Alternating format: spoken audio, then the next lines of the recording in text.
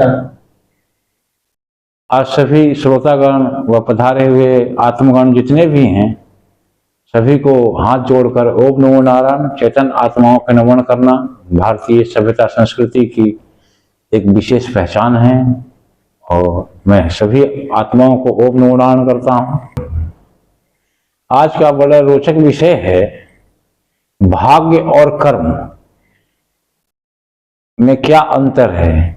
भाग्य क्या है और कर्म क्या है।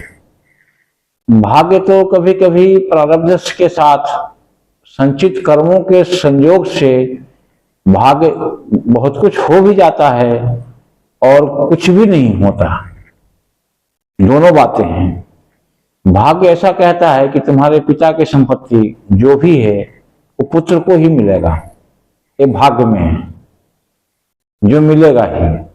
लेकिन ऐसा भी होता है कि पिता की संपत्ति पुत्र को ना मिलके कहीं और भी चला जाता है। और कर्म भाग्य से बढ़कर है।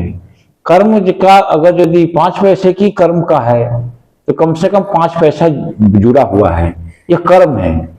पसीने की कीमत परमात्मा भी नहीं हटा सकते, परमात्मा भी नहीं ले सकते, इसलिए कर्म प्रधान है। रामायण में लिखा कर्म प्रधान विश्व कर चरी राखा, जो जस करनी तस फल पाव ही चाखा।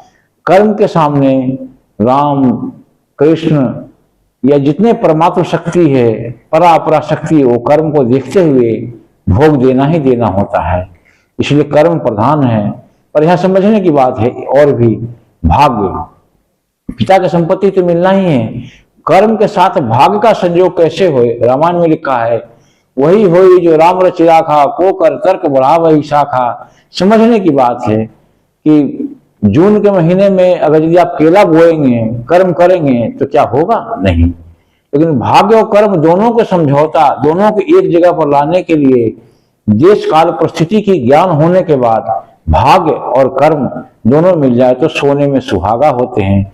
लेकिन कर्म के बिना भाग्य में कुछ भी लिखा हुआ मिल भी जाए तो विनाशकारक होता है। और भाग्य की प्रधानता कर्म के साथ भी जुड़ता है। कर्म नहीं हो तो भाग्य भी नहीं होता, भाग्य में होते हुए भी मिट जाता है, आकर के भी किसी काम का नहीं होता। लेकिन कर्म हो तो नहीं भी भाग्य का हो तो भी वापस आ जाता है, क्योंकि पसीने पुरुषार्थ किया हुआ अभी तत्काल भाग्य उधार है। अपने संचित पूर्वजों को किए हुए वस्तु का नाम भाग्य है।